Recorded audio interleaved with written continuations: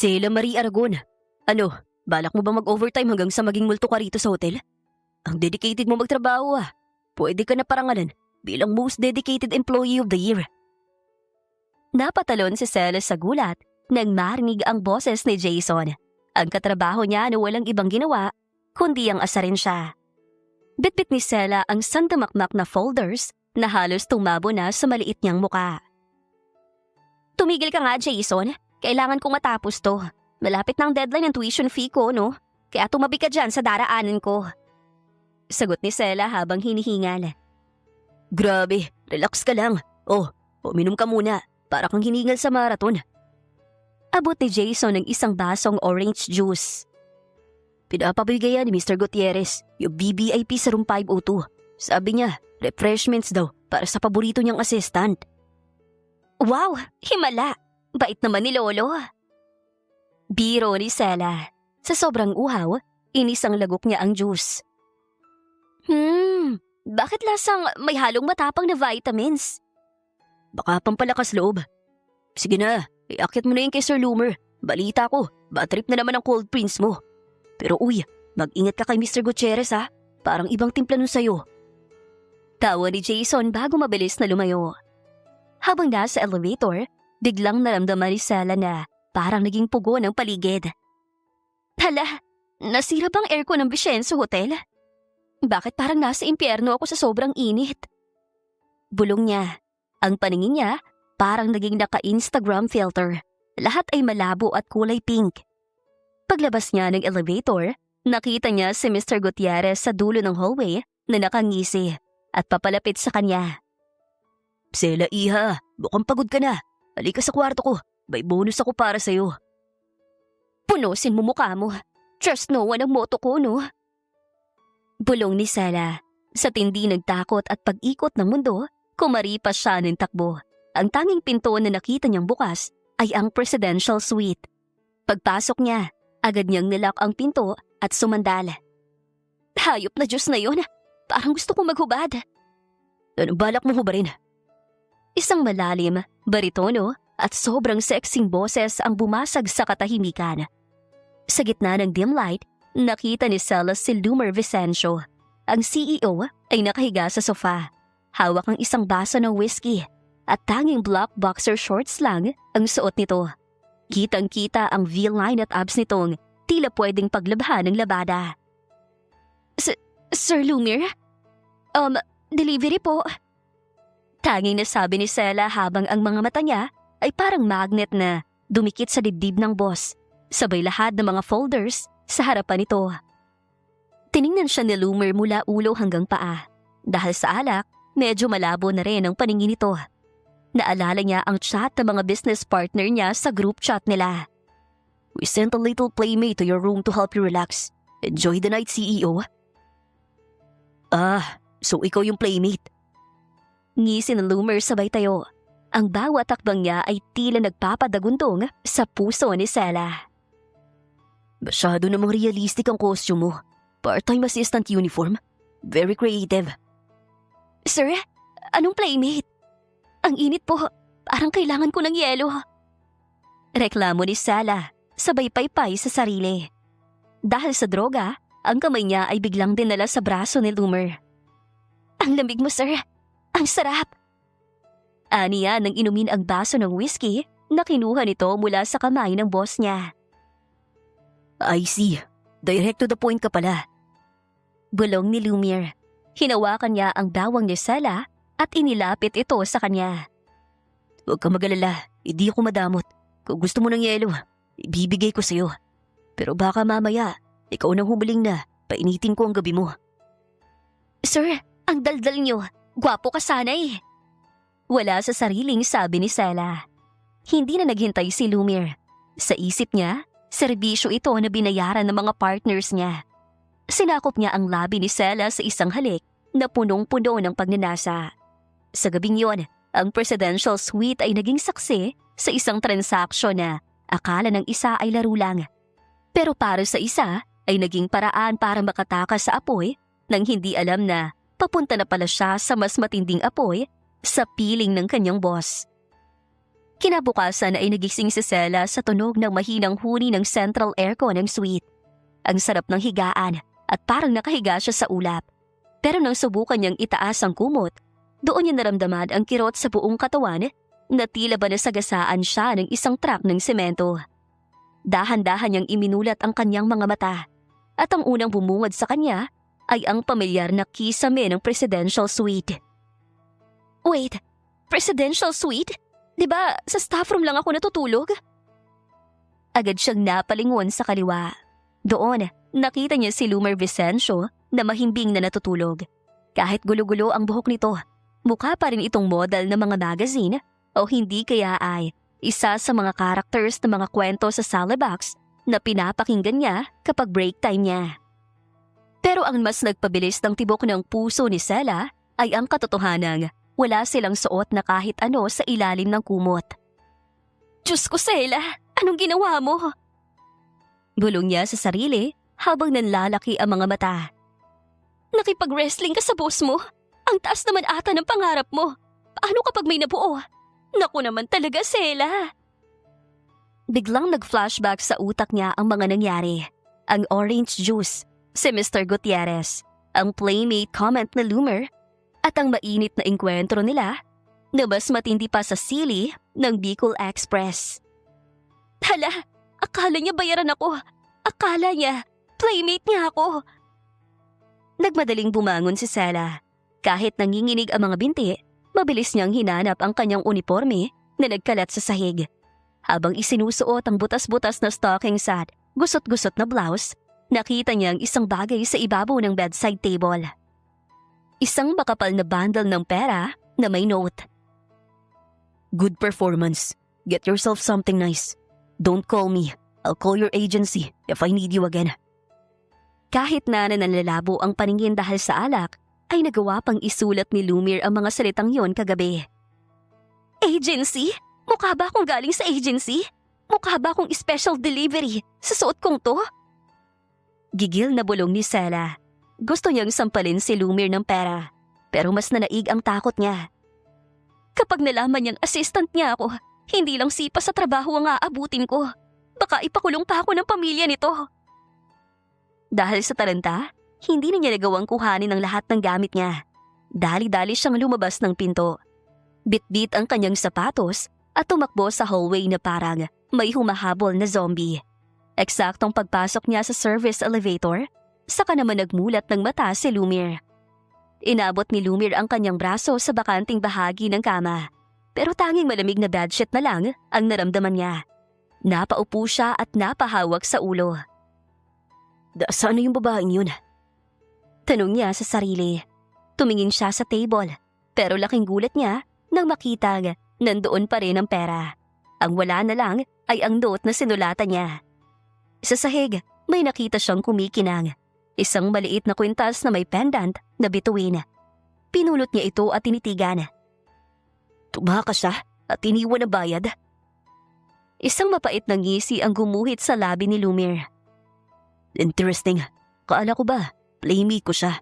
Bakit parang Cinderella ang pig niya sa pagtakas? Masyado kang pamisteryoso, may Cinderella. Samantala, sa loob ng staff locker room, mabilis na nag-ayos si Sela. Hindi ako magpapakita sa kanya. Magtatago ako. Magpapaka-invisible ako. Hindi niya ako nakilala dahil madilim kagabi. Tama, safe ako. Pero ang hindi alam ni Sela, ang invisible plan niya ay mabubulilyaso dahil sa isang positibong resulta ng pregnancy test makalipas ang ilang buwan. 3 buwan ang nakalipas. Sela, ano ba? Kanina ka pa nakatitig sa bowl na yan ah. May gintubang dalang ihi mo. Sigaw ni Jason mula sa labas ng staff restroom. Sa loob ng cubicle, parang estatwa si Sela. Hawak niya ang isang pregnancy test stick na may 2 pulang guhit. Hindi lang malinaw, parang nakabold at naka-highlight pa ang pagkapula nito. 2 guhit, Jason. 2 sila. Bulong ni Sela na parang wala sa sarili. Anong 2? 2 platitong kanin. Sige mamaya, libre kita sa cafeteria. Sela, lumabas ka na dyan. May mahalagang announcement sa lobby. Dali-daling itinago ni Sela ang test stick sa loob ng kanyang oversized na hoodie.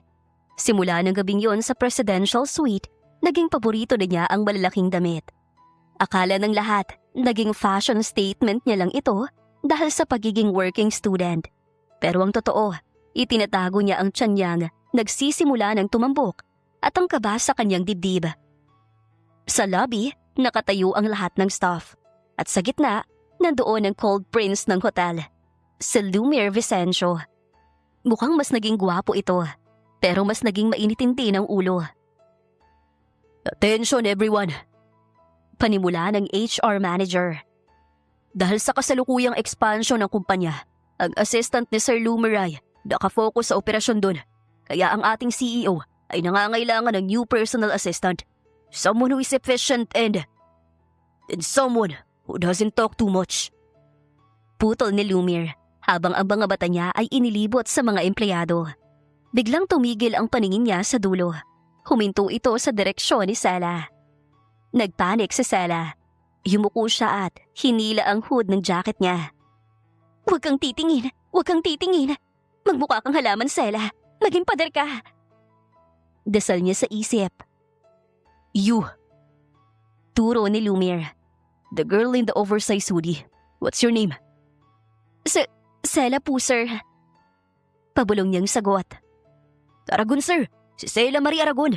Pinakamasipag sa mga employee po.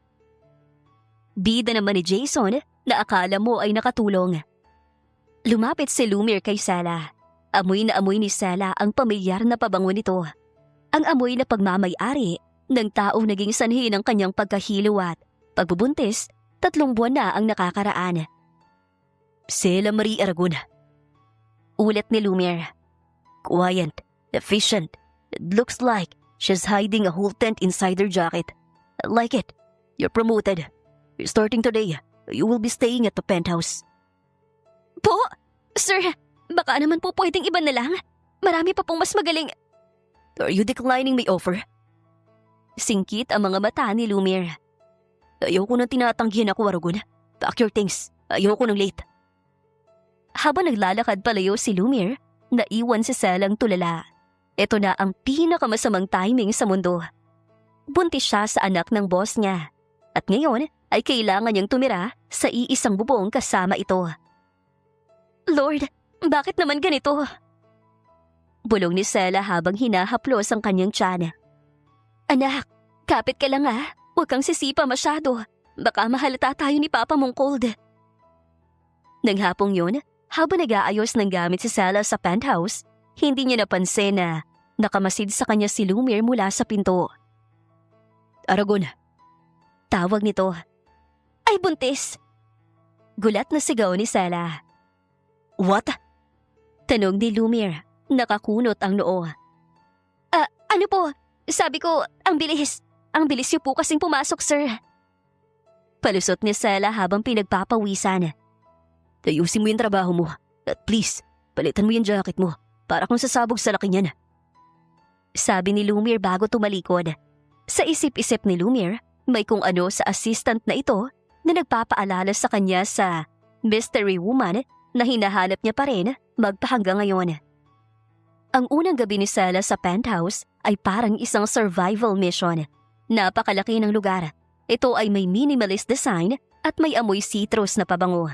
Pero ang pinakamahirap, kailangan niyang makasama si Lumiere nang hindi nito napapansin ang kanyang 3 buwang tiyan na pilit niyang isinisiksik sa ilalim ng isang makapal na hoodie na may tatak na I love NY. Umaga pa lang ay gulo na agad. Naglalakad si Sela sa hallway, bit-bit ang kape ni Lumiere nang harangan siya nito. Aragon, anong suot na naman yan? Di ba sabi ko, ayoko makita ka sa ganyang suot? Turo ni Lumiere sa suot ni Sela. Nakasuot na naman siya ng isang hoodie na abot hanggang tuhod. Oversized hoodie po, sir. Comfortable po ito. Pangmasa style. Sagot ni Sela habang hinihigpitan ng pagkakatali ng jacket para hindi mahalata ang tiyan. Ang lakas ng kabog ng dibdib niya sa pagkakataong ito. Hindi ka nagbumukhang PE sa ganyan. Mukha kang contestant sa The Masked Singer. At bakit ang hilig mo magsuot ng ganyan? Sobrang lamig ba rito sa loob? Parang hindi naman ah. Parang kulang pa nga eh. Humakbang papalapit sa kanya si Lumiere at pinanliitan siya ng mga mata. Kasi po, mahilig lang ako sa layers. Fashion icon po ako, hindi nyo lang gets.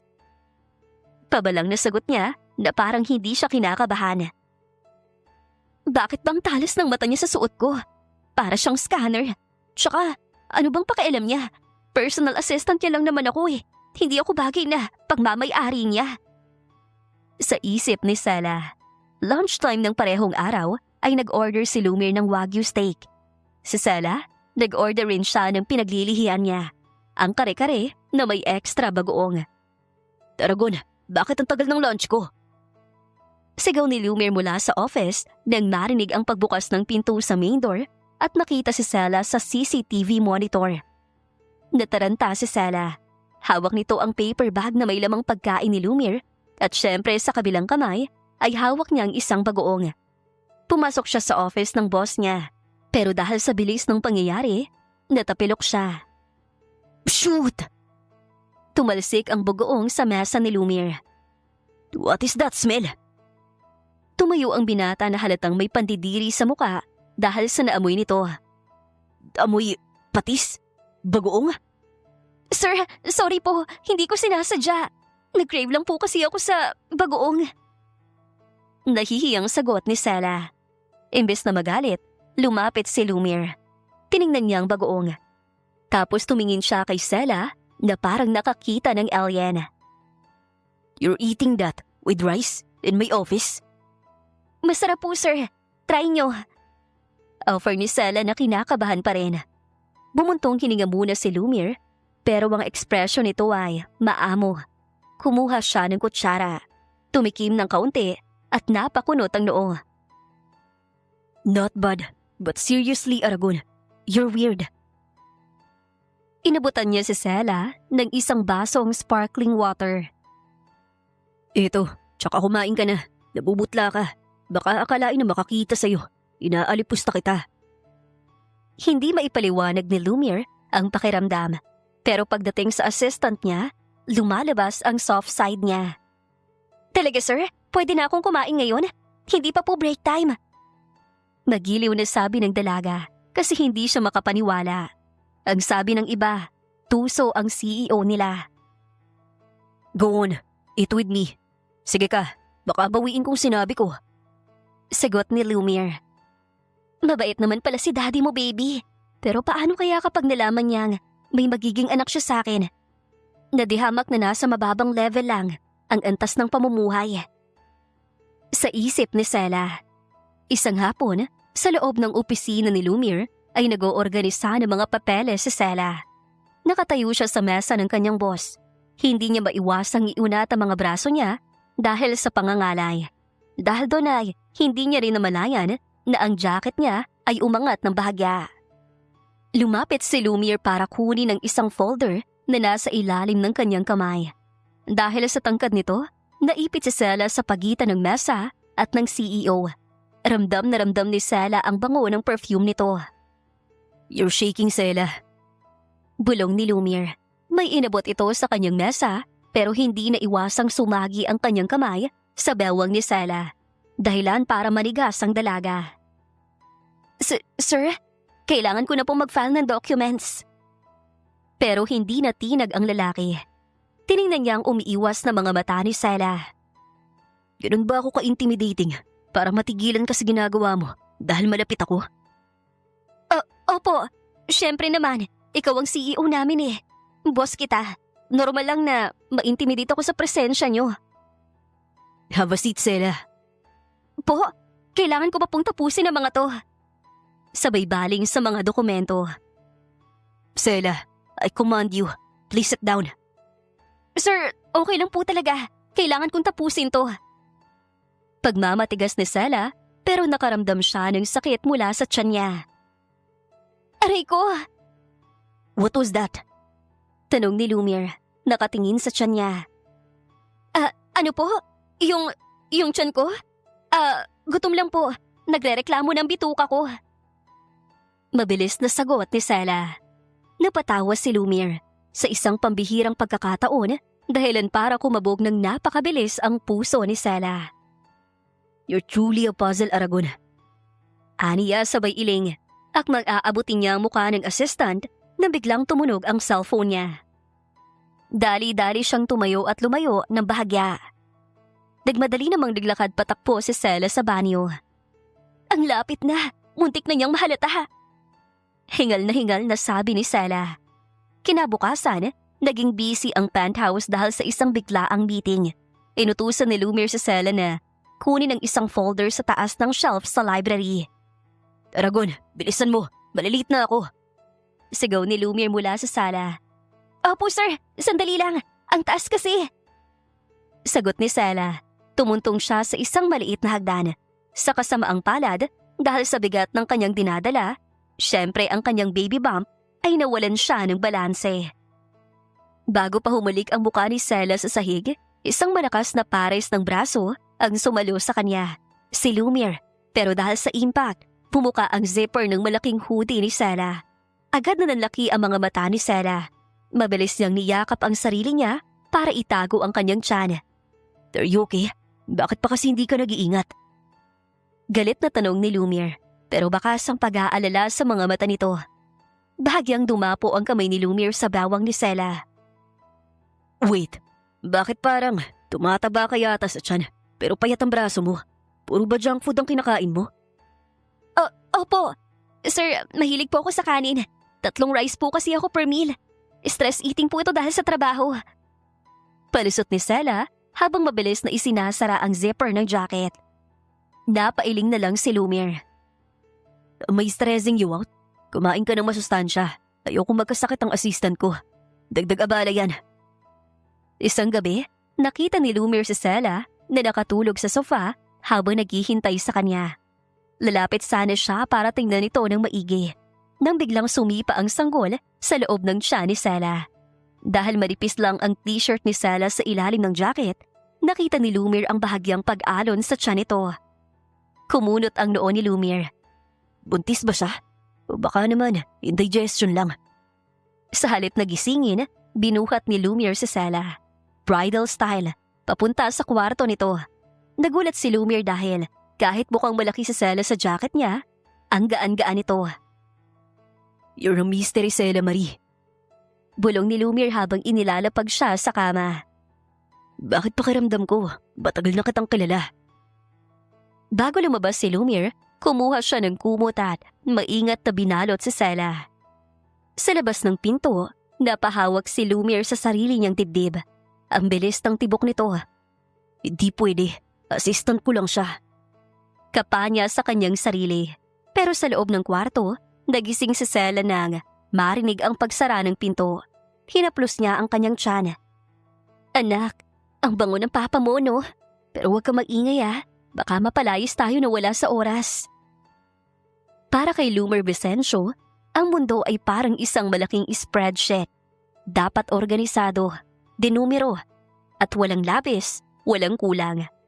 Pero simula nang pumasok si Sela Marie Aragon sa penthouse, bilang personal assistant niya, parang nagkaroon ng system error ang buhay niya. Nakatayo si Lumiere sa harap ng glass wall ng kanyang opisina. Hawak ang isang baso ng scotch. Pero ang isip niya ay nasa babaeng kasalukuyang nakikipagbuno sa vacuum cleaner sa sala. Bakit ba hindi siya nagtatanggal ng jacket? Tanong ni Lumiere sa sarili.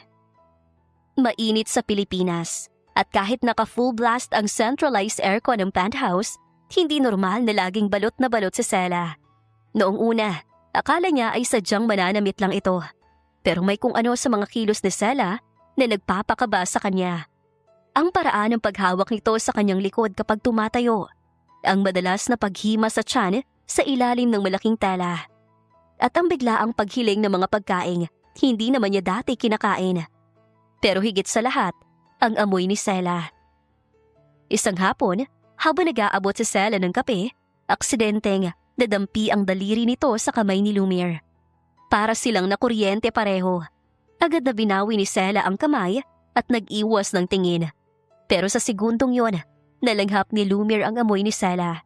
Isang timpla ng baby powder at vanilla. That scent. Nanigas si Lumiere.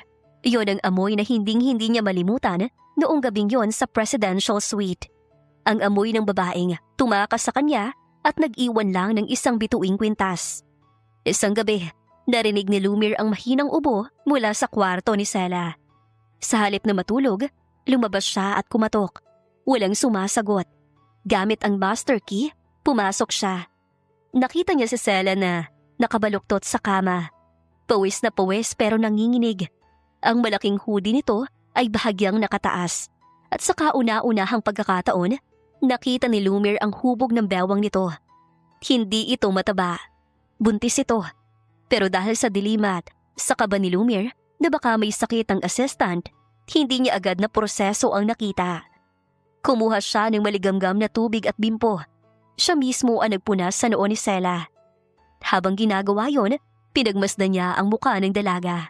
Ang mahabang pilantik na mga mata, ang mapupulang labi, at ang inosenteng muka na tila ba hinding-hindi gagawa ng kahit anong masama.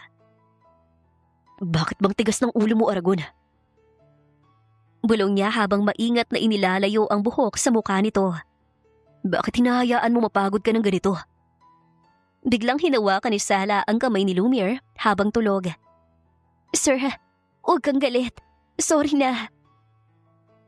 Parang may sumabog na kung ano sa dibdib ni Lumiere. Ang dating cold na CEO ay parang natunaw na parang ice cream sa ilalim ng araw. Hindi ako galit. Just stay safe. Kinaumagahan, medyo magaling na si Sela. Pero uminit ang ulo ni Lumiere nang makitang ka-video call ni Sela si Jason at tumatawa pa ang dalaga. Sela, yung mga papeles ko. Malamig na sabi ni Lumiere, sadyang pumuesto sa likod ni Sela para makita siya ni Jason sa kamera. Ay, sir, opo, eto na po. Gulat na sabi ni Sela. Nang makaalis si Jason sa call, hinarap ni Lumiere si Sela. Hindi ka binabayaran para makipaglandian sa katrabaho mo sa oras ng trabaho, Aragon. Sir, hindi po landian yon. Nangungumusta lang si Jason. Hindi pinatapos ni Lumiere ang sasabihin ni Sela. Inipit niya ito sa pagitan niya at ng dining table. Ang lapit-lapit na mukha nila. Ramdam ni Sela ang mainit na hininga ng boss. If you want someone to talk to me. If you need something, ask me. Mariing sabi ni Lumiere. Ang boses ay mababa at puno ng otoridad. Huwag kang hihingi sa iba ng atensyon na kaya ko namang ibigay. Sir, bakit po ba kayo nagagalit? Tanong ni Sela. Ang mga mata ay diretso sa mga mata ni Lumiere. Assistant yun lang naman ako. I don't know. Sigaw ni Lumiere. Sabay layo. Just don't do it again. Lumabas si Lumiere ng penthouse na gulong-gulo ang isip. Bakit siya nagsiselos? Bakit gusto niyang siya lang ang tinitingnan ni Sela? At bakit tuwing malapit siya rito, ang tanging gusto niya lang ay hilahin ang hoodie nito at tingnan kung ano ang itinatago ng dalaga sa loob. Sa kabilang banda, si Sela ay napasandal sa mesa. Hawak ang mabilis na tumitibok na puso. Anak, ang seloso ng papa mo. Akala mo naman may gusto sa akin. Ang sungit-sungit naman. Isang linggo matapos ang selos incident sa penthouse, isang malaking problema ang bumungad kay Sela. Isang mandatory charity gala ang gaganapin sa grand ballroom ng hotel.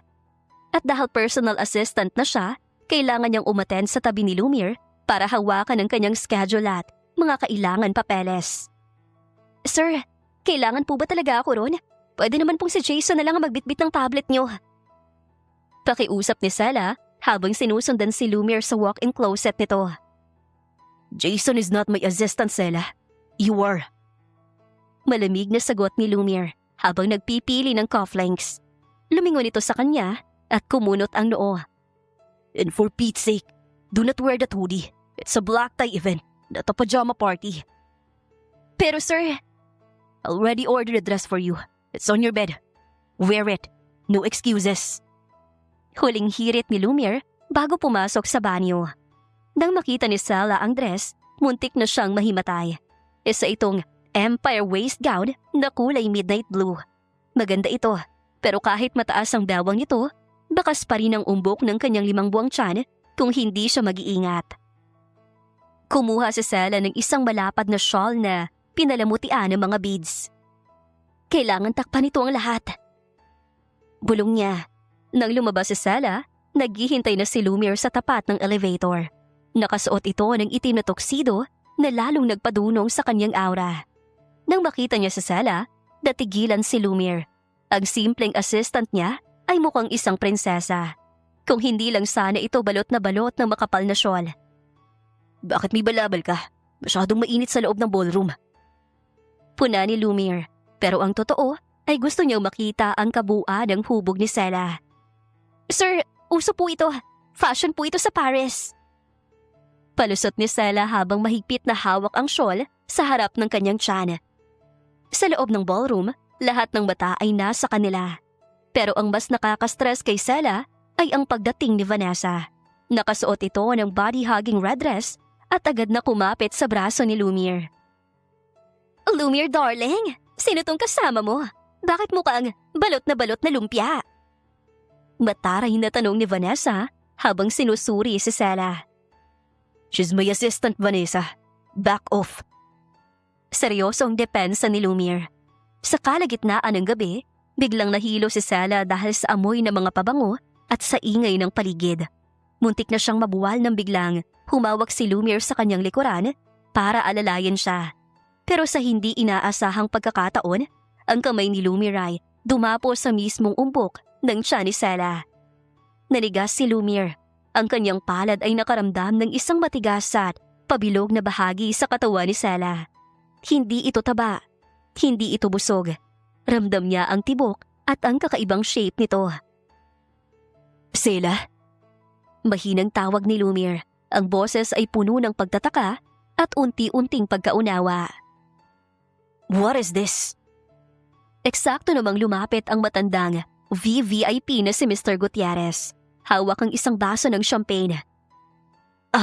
The beautiful Sela Marie. Long time no see, Iha.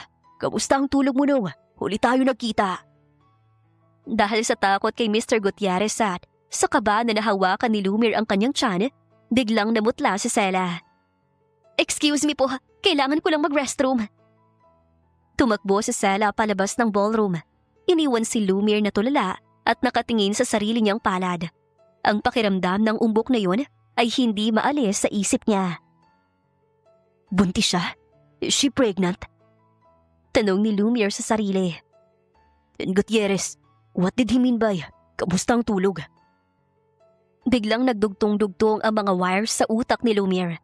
Ang kwintas, ang amoy ni Sela, ang pagtakbo niya noong gabing yon, ang malalaking hoodie, at ang umbok na nararamdaman niya kanina. Di maaari. Bulong ni Lumiere. Sa halip na magalit, nakaramdam siya ng matinding proteksyon. Kung si Sela nga ang babaeng yon, at kung buntis ito, ibig sabihin, anak niya ang dinadala nito. Hindi na nag-atubili si Lumiere. Iniwan niya si Vanessa at si Mr. Gutierrez at mabilis na sinundan si Sela. Hindi na siya magiging slow. Kailangan niyang malaman ang totoo. Ngayon din. Tumakas si Sela sa maingay na ballroom. Humahango siya patungo sa garden ng hotel. Kung saan ang taging maririnig mo lang ay ang mahinang agos ng fountain at ang sarili niyang mabilis na paghinga. Hawak-hawak niya ang kanyang tiyan.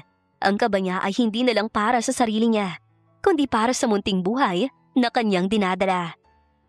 Anak, pasensya ka na. Mukhang malalaman na ni Papa mo. Bulong niya habang tumutulo ang mga luha. Anong dapat malaman ko, Sela? Napatalon si Sela sa gulat. Nakatayo sa dilim si Lumiere. Ang kanyang tuxedo jacket ay nakabukas na. At ang kanyang mga mata ay tila nagnininga sa tindi ng emosyong itinatago nito. Humakbang siya papalapit. Bawat yabag ng sapatos niya sa semento ay tila hatol sa pandinig ni Sela. Sir, bakit po kayo nandito? Ang dami niyo pong guest sa loob. Forget the guest. Sigaw ni Lumiere, dahilan para mapapikit sa Sela. Huminga ng malalim ang CEO. Pilit pinapakalma ang sarili. Sela, tingnan mo ko. Tumingin ka sa akin. Dahan-dahang itinaas ni Sela ang kanyang paningin. Ang mga mata ni Lumiere ay puno ng sakit at pagtataka. Noong gabing yun, sa presidential suite, ang babaeng pumasok sa kwarto ko, ang babaeng iniwan ng kwintas na to. Inilabas ni Lumiere mula sa kanyang bulsa ang bituing kwintas na matagal na niyang itinatago. Ikaw yun, di ba? Hindi nakapagsalita si Sela. Ang tanging sagot niya ay ang tuloy-tuloy na pag-agos ng kanyang luha. And that night, something happened. Something that I thought you were just a gift from my partners. Pero kanina, nung nahawakan kita. Lumapit pa si Lumiere hanggang sa magkaharap na silang dalawa. Dahan-dahang ibinaba ni Lumiere ang kanyang kamay at sa pagkakataong ito, hindi na umiwas si Sela. Inilapat ni Lumiere ang kanyang palad sa umbok ng tiyan ni Sela. Sa puntong yon, parang tumigil ang bundo ni Lumiere. Ramdam niya ang init. Ramdam niya ang buhay. Buntis ka? At anak ko to, di ba? Sir, sorry po. Sorry po talaga. Hagulhol ni Sela. Natatakot lang po ako. Alam ko po, marami kayong pangarap. May Vanessa kayo. May kumpanya. Assistant niyo lang po ako. Ayoko pong maging mantsa sa pangalan niyo. Biglang hinila ni Lumiere si Sela para yakapin ng mahigpit. Isinubsob niya ang kanyang muka sa leeg ng dalaga. Nilalanghap muli ang amoy ng vanilla na matagal na niyang hinahanap. You idiot! Bulong ni Lumiere. Ang boses ay nanginginig. You're not a stain, Stella. You're the one I've been looking for every single night for the past 3 months. Akala ko, nababaliw na ako dahil kahit sa panaginip, ikaw ang napapanaginipan ko. Tapos nasa harap ko lang palang sagot sa lahat ng tanong ko. Hindi po ba kayo galit? Tanong ni Sela sa gitna ng hikbi. Galit ako. Sagot ni Lumiere habang humihiwalay ng bahagya para tingnan si Sela sa mga mata.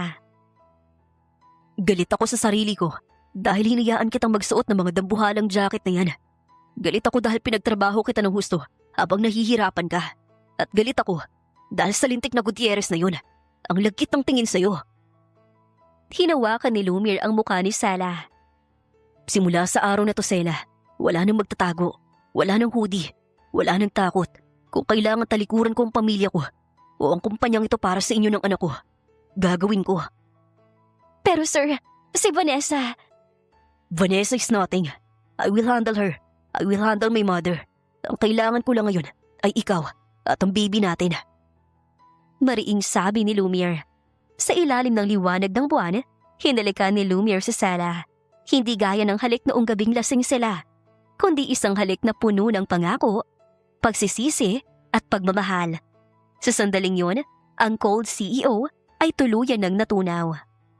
Pero hindi nila alam, sa likod ng mga halaman, nakatayo si Vanessa. Hawak ang kanyang phone at nakuhanan ng lahat ng nangyari. Akala niyo ba? Ganun lang kadali yan? Bulong ni Vanessa na may maitim na ngiti. Pagsisisihan niyo ang gabing ito.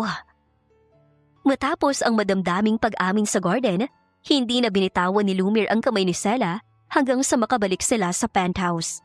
Para silang mga teenager na bago pa lang nagkakagustuhan, pero may kasamang baby bump sa gitna. Kinaumagahan, nakagawian na ni Sela na gumising ng maaga para ihanda ang kape ni Lumiere. Akmang isusuot na sana niya ang kanyang dambuhalang I Love NY hoodie nang biglang bumukas ang pinto ng kwarto niya. Aragon, I told you, no more hoodies. Seryosong sabi ni Lumiere. Nakasandal ito sa pinto, bagong ligo at tanging puting t-shirt lang ang suot na bakas ang maskuladong pangangatawan. Sir, nakakapanibago po kasi. Baka makita ng mga staff sa labas. Katuwiran ni Sela habang hawak ang t-shirt niyang medyo hapit na sa tiyan. Lumapit si Lumiere at kinuha ang hoodie mula sa kamay ni Sela.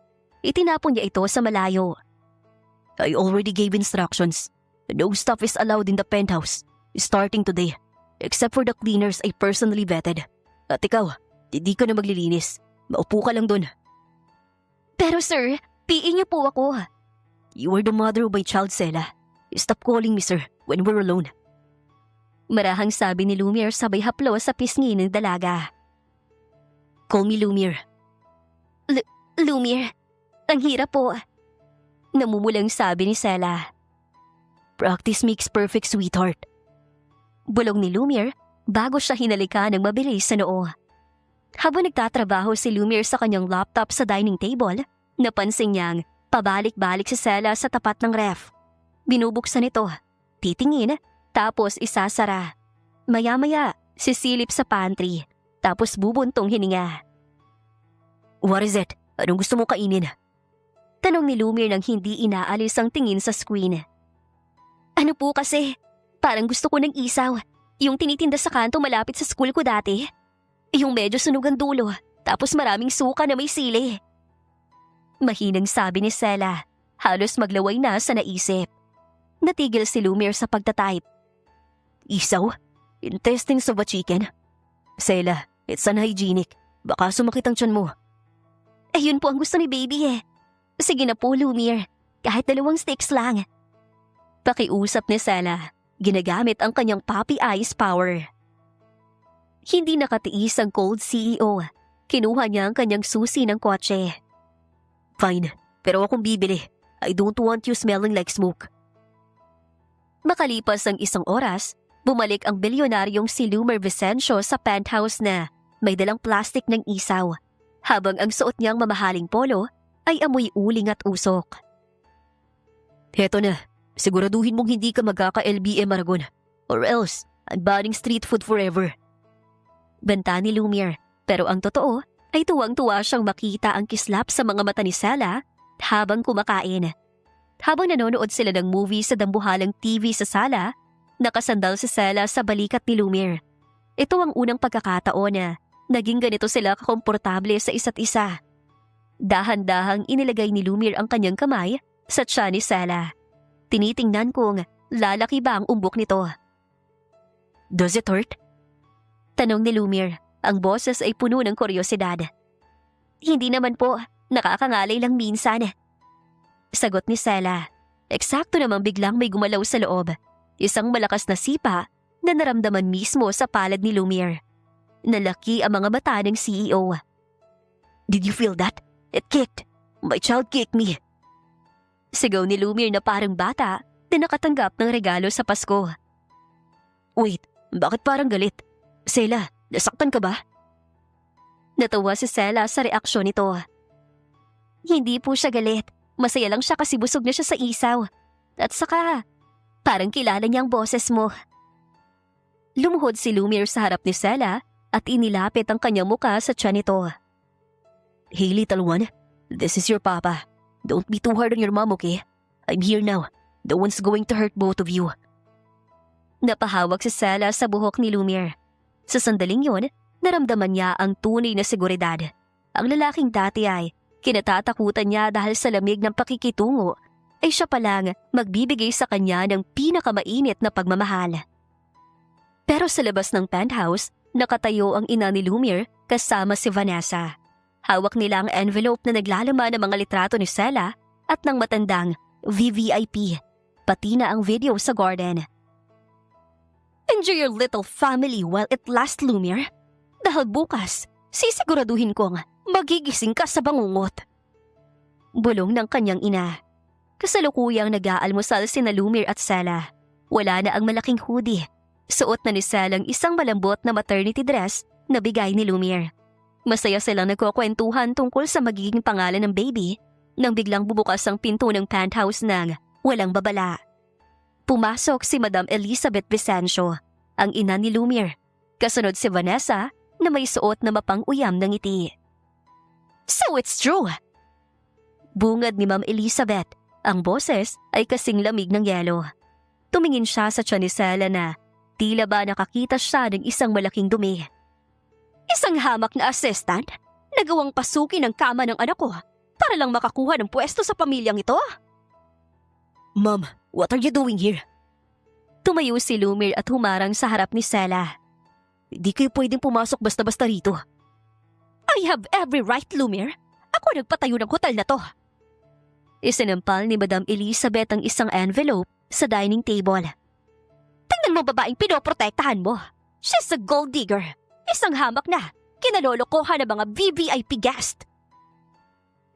Lumabas mula sa envelope ang mga litrato ni Sela kasama si Mr. Gutierrez. Sa hallway noong gabing yon, mga anggulong Tila bakusang lumalapit si Sela sa matanda. Sir Lumiere, hindi po totoo yan. Hinahabol po ako ni Mr. Gutierrez nung gabing yan. Mangiyak-ngiyak na sabi ni Sela. Sinungaling! May video rin kami na pumasok ka sa suite ni Lumiere ng pusa. Plinano mo ang lahat. Baka nga hindi kay Lumiere yung batang yan kundi sa matandang yan. Sigaw ni Vanessa. Dahil sa tindi ng tensyon at pangiinsulto, biglang sumakit ang tiyan ni Sela. Sa gitna ng gulo, pilit na pinalalabas ni Madam Elizabeth si Sela sa penthouse. Sa takot ni Sela na baka itakwil siya ni Lumiere dahil sa mga litrato, kusa siyang tumakbo palabas. Umiiyak at hindi alam kung saan pupunta. Sela, wait! Susunod sana si Lumiere pero hinarangan siya ng kanyang ina. Hayaan mo siyang umalis, Lumiere. Kung pipiliin mo babaeng yan, mawawala sa iyong lahat. Ang kumpanya, ang pangalan mo, at ang pamanang ito. Then take it all, Mama. Singhal ni Lumiere bago tinabing ang kanyang ina para habulin si Sela. Habang naglalakad si Sela sa parking lot ng hotel, basang-basa ng luha at nanginginig ang tuhod. Isang itim na sasakyan ang huminto sa harap niya. Bumaba ang mga bodyguards ni Mr. Gutierrez. Iha, baka pinalayas ka ng mga Bisensyo. Nakangising lumabas ang matandang VVIP mula sa sasakyan. Dali ka na sa akin. Ako na mag-aalaga sa iyo at sa batang yan. Huwag niyo akong hawakan. Bitawan niyo ako. Sigaw ni Sela. Pero mabilis siyang hinila ng mga bodyguards papasok sa isang private van. Dinala si Sela sa isang tagong rest house ng matanda. Doon, muling ipinakita ng matanda ang kanyang tunay na kulay. Masyado ka naging mailap, Sela. Pero ngayong wala ka ng kakampi, aking ka na. Nang tangkain ng matanda na halikan at hubaran si Sela, isang malakas na tunog ng pagkabasag ng pinto ang umalingaw-ngaw. Isang galit na Lumiere Vicencio ang pumasok. Kasunod ang kanyang mga personal security at ilang pulis. Hindi na nag-atubili si Lumiere. Isang malakas na suntok pinakawalan niya sa mukha ni Mr. Gutierrez. Touch her again and I will make sure you never see the light of the day. Sigaw ni Lumiere habang mabilis na niiyakap ang nanginginig na si Sela. I'm sorry, Sela. I'm so sorry. Matapos mailigtas si Sela, hindi doon tumigil si Lumiere. Habang nasa ospital sila para i-check ang lagay ng baby, kinuha ni Lumiere ang kanyang phone. Jason, ilabas mo ng lahat ng ebidensya. Utos ni Lumiere sa kabilang linya. Nang gabing yun, naging viral sa social media ang lahat. Ang CCTV footage kung saan makikitang hinahabol ni Mr. Gutierrez si Sela. Ang audio recording ni Vanessa habang binabayaran si Jason. Na double agent pala ni Lumiere para lagyan ng droga ang inumin ni Sela. Ang medical report na nagpapatunay na ang bata ay 100% anak ni Lumiere. Sa isang iglap, ang Grand V Hotel at ang pamilya Vicencio ay naging sentro ng usap-usapan. Pero sa pagkakataong ito, si Sela ang biktima na dapat kaawaan at protektahan. Ang matandang BBIP ay agad na naaresto sa kasong kidnapping at attempted rape. Nang bumalik si Lumiere sa penthouse kasama si Sela, hinarap niya ang kanyang ina. Ma'am, from now on, Sela is my wife. Kung ayaw niyo sa kanya, hindi niyo na rin ako makikita. The company is yours, but my family is mine. Pero hindi makakapayag si Elizabeth sa nangyari. Naabutan ni Madam Elizabeth at Vanessa si Sela sa hallway ng hotel. Hindi nila ito hinayaang makaalis nang hindi nararanasan ang bagsik ng kanilang dila. Tingnan niyo ang babaeng to! Sigaw ni Madam Elizabeth, sadyang pinalakas ang boses para marinig ng mga dadaan na staff at iba pang VVIP. Isang habak na working student, pumasok sa hotel ko para magtrabaho. Pero ang totoo ay, mga akit palang plano. Madam, pakiusap po, huwag po rito. Pagmamakaawa ni Sela habang nakayuko at pilit na tinatakpan ng kanyang tiyan. Bakit? Natatakot kang malaman ng lahat na ang inosenteng Sela ay isang bayaran? Pang-uuyam ni Vanessa. Kinuha ni Vanessa ang isang baso ng wine mula sa isang waiter at dahan-dahang ibinuhos ito sa ulo ni Sela. Dinala ni Madam Elizabeth si Sela sa isang private holding room. Doon, naging mas malamig ang atmosfera. Naupo ang matanda sa harap ni Sela na parang isang hukom. Magkano? Tanong ni Madam Elizabeth habang naglalabas ng checkbook. Madam, magkano ang kailangan mo para mawala ka na sa buhay ng anak ko? 1,000,000? 2? Isulat mong halaga. Kunin mo ang pera at magpakalayo-layo ka. Ipalaglag mo ang batang yan o ibigay mo sa orphanage. Wala akong pakialam. Basta wag na wag mo nang papakita ang mukha mo kay Lumiere. Napatitig si Sela sa checkbook. Hindi po nabibili ang anak ko, madam. At hindi ko pumahal si Lumiere dahil sa pera niya. Huwag mo akong gamitan ng script ng teleserye. Alam ko mga katulad mo. Nagsimula ka sa Diyos na may droga, di ba? O baka naman, ikaw mismo naglagay nun para ma-frame up ang anak ko. Hindi po totoo yan. Sigaw ni Sela. Totoo o hindi, ikaw ang sisira sa legacy ni Lumiere. Tingnan mo sarili mo. Tugyot, mahirap, walang pinag-aralan. Bagay ka ba sa tabi ng isang Vicencio? Magiging katatawanan lang ang anak ko dahil sa'yo. Kung mahal mo siya, aalis ka. Kung hindi ka aalis, sisiguraduhin kong sa kalsada ka magsisilang at walang ospital na tatanggap sa'yo. Dito nagumuho ang mundo ni Sela. Ang bawat salita ni Madam Elizabeth ay parang mga kutsilyong sumasaksak sa kanyang pagkatao. Pakiramdam niya, siya ang pinakamasamang tao sa mundo dahil lang sa pagmamahal niya sa kanyang boss at sa kanyang anak. Nagsimulang tumulo ang pulang alak sa mukha ni Sela. Humahalo sa kanyang mga luha. Bagay sa'yo yan. Para kang basahang kailangan labhan. Akala mo ba dahil buntis ka, magiging reyna ka na rito? You are nothing but a mistake, Sela. Isang pagkakamali na dapat burahin. Tawanan ang maririnig mula sa mga tauhan ni Vanessa. Pakiramdam ni Sela ay lumiit siya. Naging kasing liit ng alikabok sa marangyang hotel na pinagtatrabahuhan niya ng tapat. Habang mainit pa ang isyu sa penthouse at balot pa ng trauma si Sela mula sa ginawa ni Madam Elizabeth at Vanessa, isang malakas na yabag ng mamahaling sapatos ang umalingaw-ngaw sa hallway. Bumukas ang pinto at pumasok ang isang lalaki na may taglay na otoridad pero may nakakalokong ngiti sa mga labi. Siya si Don Roberto Vicencio, ang ama ni Lumiere. Kilala siya sa business world bilang happy-go-lucky king. Pero alam ng lahat na kapag siya nang nagsalita, kahit ang matapang na si Madam Elizabeth ay napapatahimik. Ano to? Naririnig ko. Nagkakaroon pala ng World War III sa hotel ko habang nasa Maldives ako. Tumatawang sabi ni Don Roberto sabay tanggal ng kanyang sunglasses. Roberto, puti naman at narito ka na.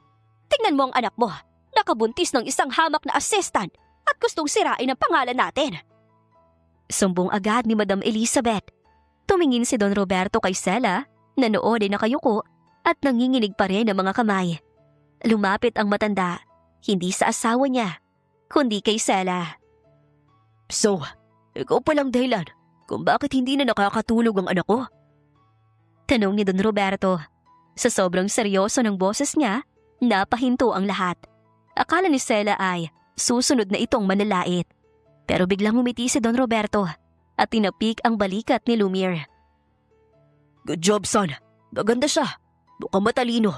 At higit sa lahat, mukhang matiisin. Bagay na bagay sa'yo dahil alam kong napakahirap mong pakisamahan. Roberto! Sigaw ni Madam Elizabeth. Huwag mong biruin ang bagay na to. She's a gold digger. Biglang nagbago ang atmosfera. Nawala ang ngiti ni Don Roberto at naging kasing talim ng kutsilyo ang kanyang mga mata. Hinarap niya ang kanyang asawa. Elizabeth, sapat na ang narinig ko sa labas. Nabalitaan ko ang tungkol sa pagbuhos mo ng alak at ang mga salitang ibinato mo sa batang ito. Malamig na sabi ni Don Roberto. Nakalimutan mo na ba kung saan tayo nagsimula? Noong nagtitinda ka pala ng bulaklak sa harap ng simbahan at ako naman ay isang hamak lamang na mekaniko. Nalaki ang mga mata ni Madam Elizabeth. Roberto, huwag mo nang ungkatin ang nakaraan. Iuungkat natin dahil ang yabang mo na. Sigaw ni Don Roberto. Dahilan para mapatalo ng lahat. Ang pamilya Vicencio hindi binuo para mang-api ng kapwa. Binuo natin ito para magbigay ng trabaho sa mga katulad ni Sela. Mga bata nagsisikap kahit walang-wala. Ngayon, Elizabeth, tignan mo ang sarili mo sa salamin. Sino ang mas mukhang basura? Ang batang nangarap ng tapat? O ang matandang nakalimot sa kanyang pinanggalingan? Napayuko si Madam Elizabeth. Walang sino man ang nakakapagpatahimik sa kanya ng ganoon, kundi ang kanyang asawa lamang. Inalalaya ni Don Roberto si Sela na maupo. Iha, pasensya ka na sa asawa ko.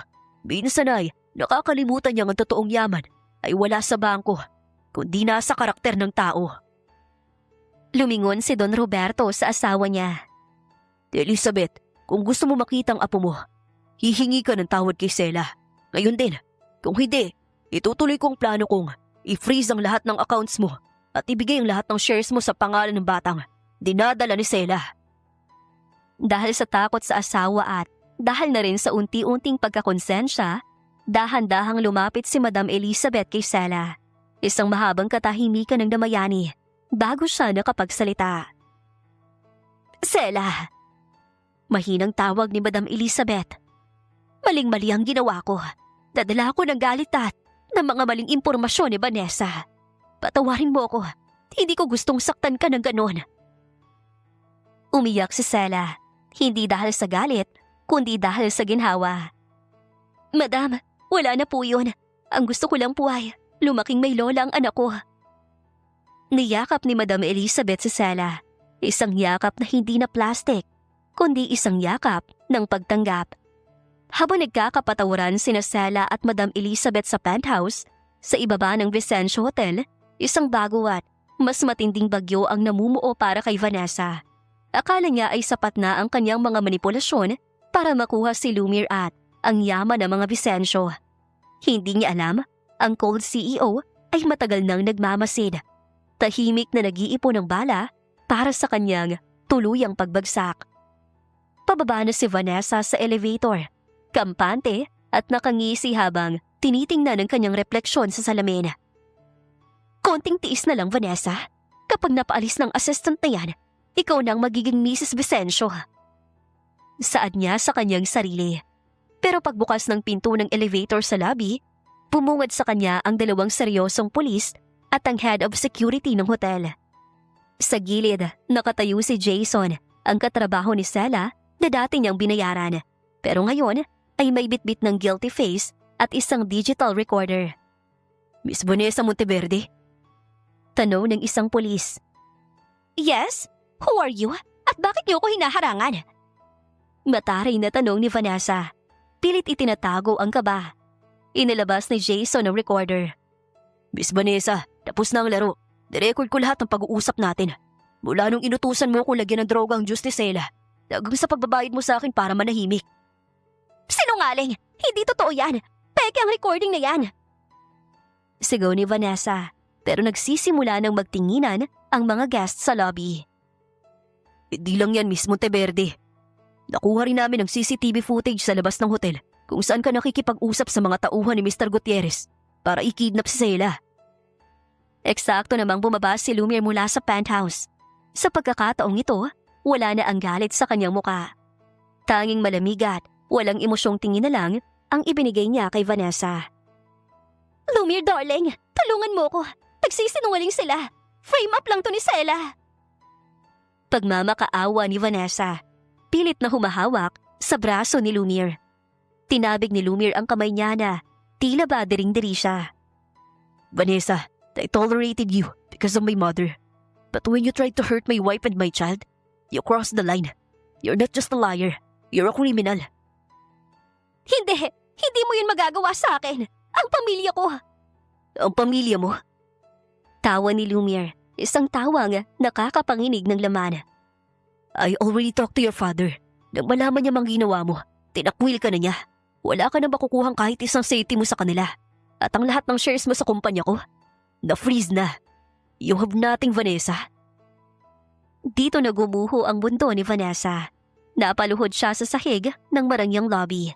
Ang reyna ng kasinungalingan ay naging isang kaawa-awang pulubi sa isang iglap. Bago siya tuluyang hilahin ng mga pulis palabas, lumingon si Vanessa kay Jason. Bakit mo to ginawa? Pinayaran kita ng malaki.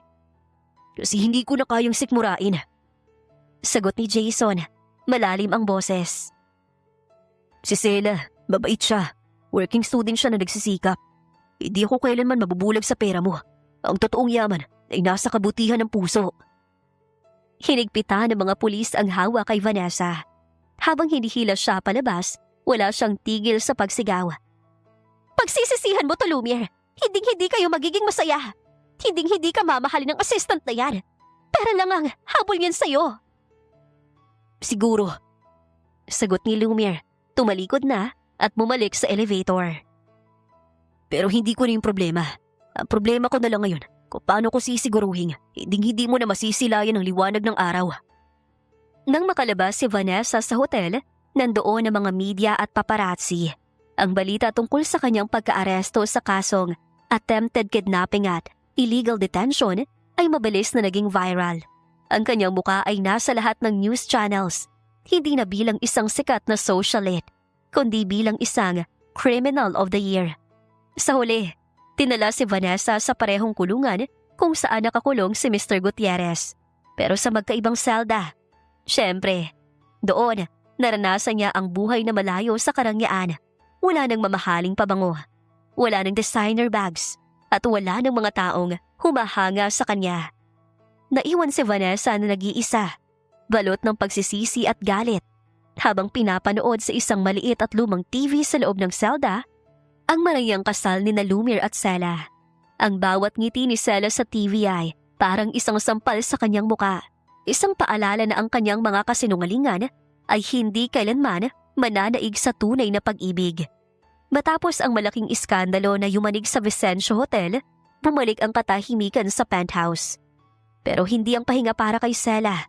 Bukod sa pag-aalaga sa kanyang lumalaking tiyan, kailangan niyang harapin ang pinakamalaking hamon, ang kanyang final thesis at comprehensive exams. 2:00 na ng madaling araw, makikita si Sela na nakasubsob sa tambak na libro sa dining table. Mugto ang mga mata niya sa puyat at ang kanyang malaking tiyan ay nakasandal na sa gilid ng mesa. Aragon, I told you to sleep 3 hours ago. Malamig pero may halong pag-aalala na boses ni Lumiere. Kakalabas lang nito ng kwarto, nakasuot ng salamin at may dalang mainit na gatas. Sir, Lumiere, kailangan ko itong matapos. Last semester ko na to. Ayoko namang graduate na walang alam kundi magtimpla ng kape mo. Pagod na biro ni Sela. Lumapit si Lumiere at kinuha ang ballpen mula sa kamay ni Sela. Binasa niya ang binubunong financial management problem ng dalaga. Your formula is wrong. Look, the ROI should be calculated based on the net profit, not the gross.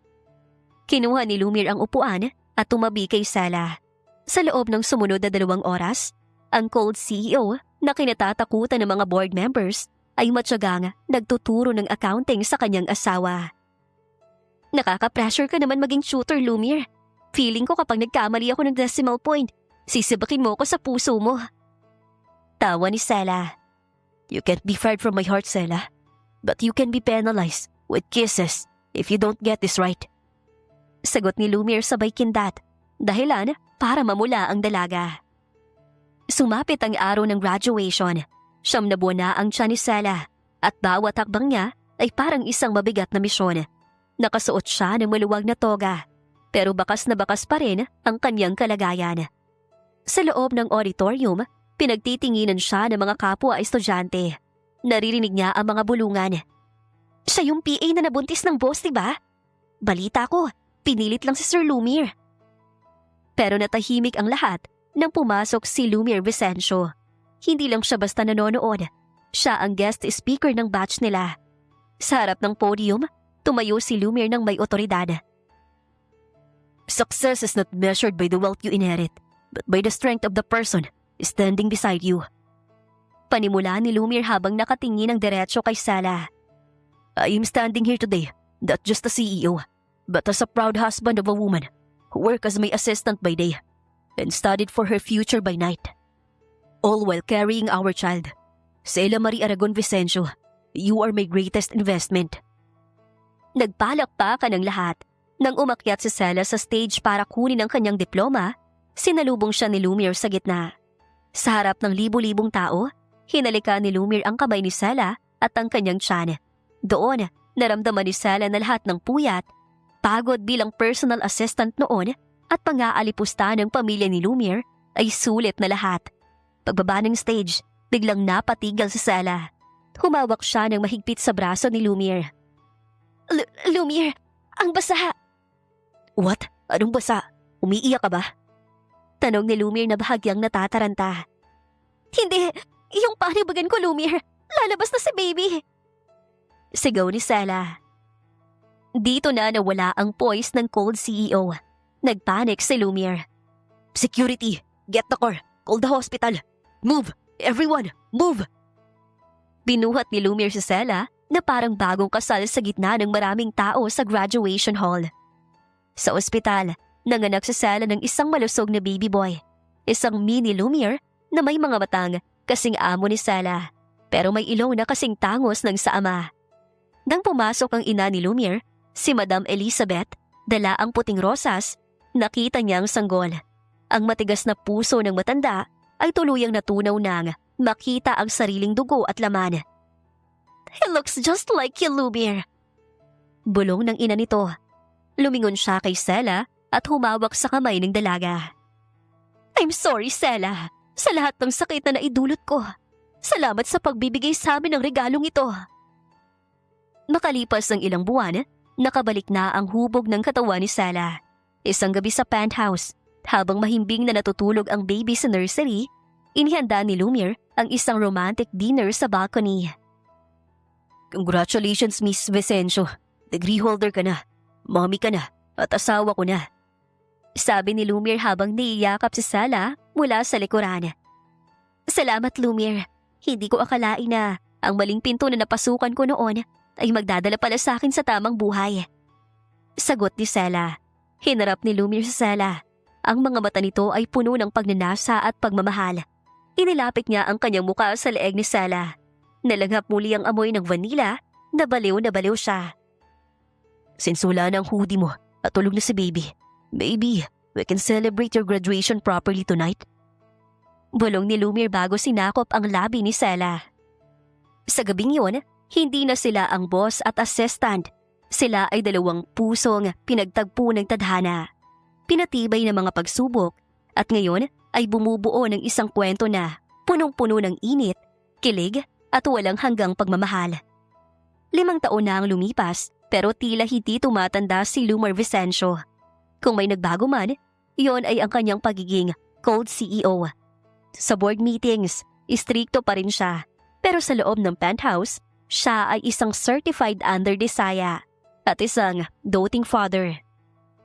Lumiere, ang anak mo! Ginawang coloring book ang mga financial reports mo! Sigaw ni Sela mula sa sala. Mabilis na tumakbo si Lumiere mula sa kanyang home office. Nakita niya ang 5 taong gulang na si Liam. Nakamukhang kamukha niya. Habang masayang dinodrawingan ng balbas ang mga mukha ng board members sa dokumento. Liam buddy, those worth millions.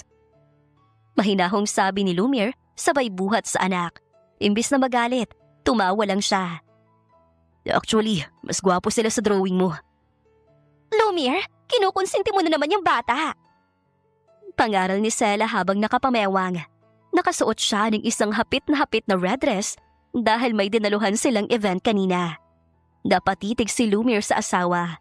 Kahit may anak na sila, mas lalong gumanda si Sela. Ang dati niyang assistant ay isa na ngayong matagumpay na head of marketing ng hotel chain nila. Sorry, Mami. Ang ganda mo kasi kaya nakakalimutan ko ang rules. Biro ni Lumiere sabay lapit kay Sela at nakaw ng isang halik. Naku, ang bolero mo talaga. Liam, go to your room. Mag-aayos pa tayo para sa anniversary party ni lola niyo. Utos ni Sela. Nang makaalis ang bata, hinila ni Lumiere si Sela sa bewang. Sela, 5 years na. Pero bakit tuwing tinitingnan kita, nararamdaman ko pa rin yung kuryente. Noong gabing pumasok ka sa maling pinto. Sus, baka yung kuryente sa bill natin yan. Tawa ni Sela, pero hinalikan din niya ang asawa. Salamat, Lumiere, kasi kahit nalaman mong maling pinto ang napasukan ko, hindi mo ako pinalabas. Bago ang kanilang selebrasyon, kailangan dumaan ni Lumiere sa isang munting obligasyon. Ang pagbisita sa korte para sa huling hearing ng kaso ni Mr. Gutierrez. Sa loob ng selda, nakita ni Lumiere ang matanda. Wala na ang rangya nito. Puting-puti na ang buhok, nangangayayat at halatang pinabayaan na ng lahat ng kanyang mga koneksyon. Bakit ka na dito, Vicencio? Para pagtawanan ako. Ubo ng matanda. Hindi, nandito ako para pasalamatan ka.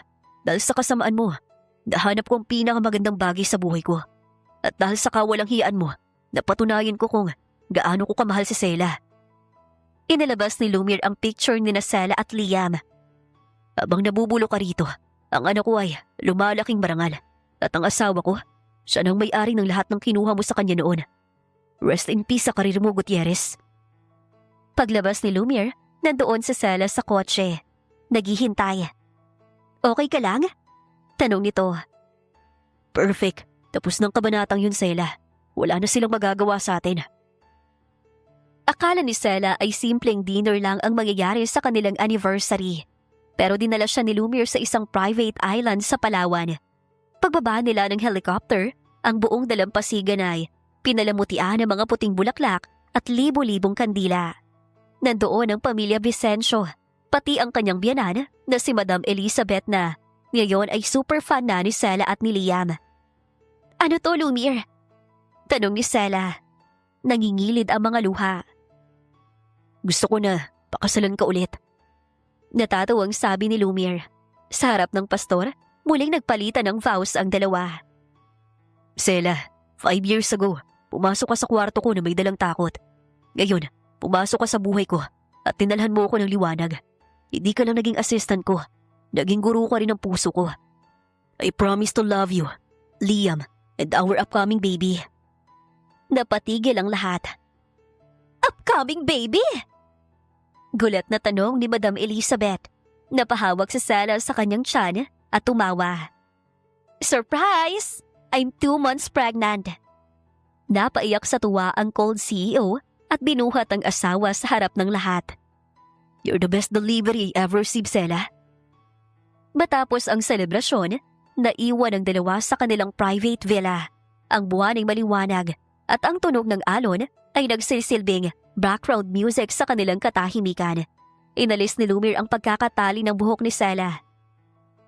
Isang gabi lang ang kailangan para magbago ang buhay natin, Sela. One night stand na, akala ko transaction lang. Pero simula pala ng tadhana. Maling pinto, pero tamang tao. Bulong ni Sela habang isinasandal ang ulo sa dibdib ni Lumiere. From now on, the only door you'll enter is the one I'll open for you. Sabi ni Lumiere bago dahan-dahang binuhat si Sela patungo sa kama. At doon, sa ilalim ng mga bituin, muli nilang ipinagdiwang ang pag-ibig na nagsimula sa isang pagkakamali. Napatibay na mga pagsubok at nauwi sa isang happily ever after na mas matamis pa sa kahit anong kwento sa libro. Wakas. Shoutout nga po pala sa ilan sa ating mga masusugid na listeners. Nita Ginson from Pasig City, Jovita Tardon ng Vienna, Austria, at Loribet Gregorio from Kuwait, Lornal Cortez ng Taiwan, at Claire Iliaga from Singapore. Maraming salamat po sa inyong patuloy na pakikinig at walang sawa ninyong pagsuporta. Hanggang sa susunod!